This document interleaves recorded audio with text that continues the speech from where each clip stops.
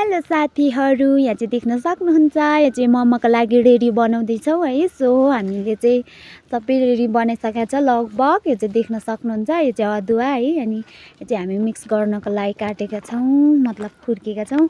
चाहिँ हामी सबैजना खुसी भएर खाने भनेर देख्न सक्नुहुन्छ। यो चाहिँ हामी चाहिँ सुँगुरको र कुखुराको परिएको छ है। सो यो चाहिँ सुँगुरको किमा देख्न सक्नुहुन्छ तपाईँहरूले। मैले चाहिँ अर्को चाहिँ खिचेको छैन।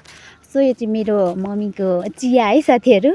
मम्मी चाहिँ चियासँग बस्नु भएको छ। यो चाहिँ देख्न सक्नुहुन्छ मासु यति उब्रेको छ। अनि यो चाहिँ हड्डी खुड्डी हो, यो बटुकाको चाहिँ जम्मा देख्न सक्नुहुन्छ। यो चाहिँ कुखुराको, यो चाहिँ पिठो उब्रेको है साथीहरू। अनि यहाँ चाहिँ मोमो पनि रेडी भइसकेको छ। हाम्रो मोमो चाहिँ यस्तो डिजाइनको बनेको छ साथीहरू।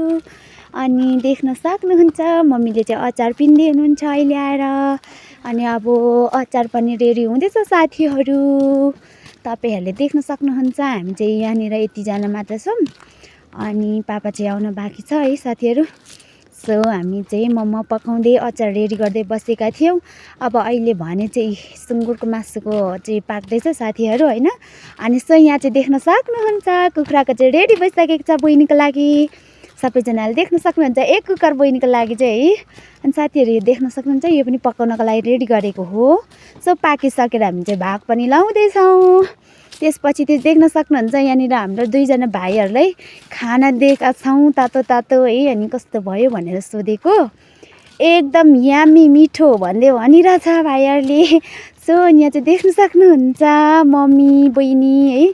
बहिनीले चाहिँ तातो तातो हालिसकेको छ साथीहरू। अनि सो मम्मीको टर्न। अनि अब चाहिँ गाइजहरू मेरो टर्न देख्न सक्नुहुन्छ। अब मैले चाहिँ हालेँ त साथीहरू, पक्लकै निक्लेला जस्तो भयो।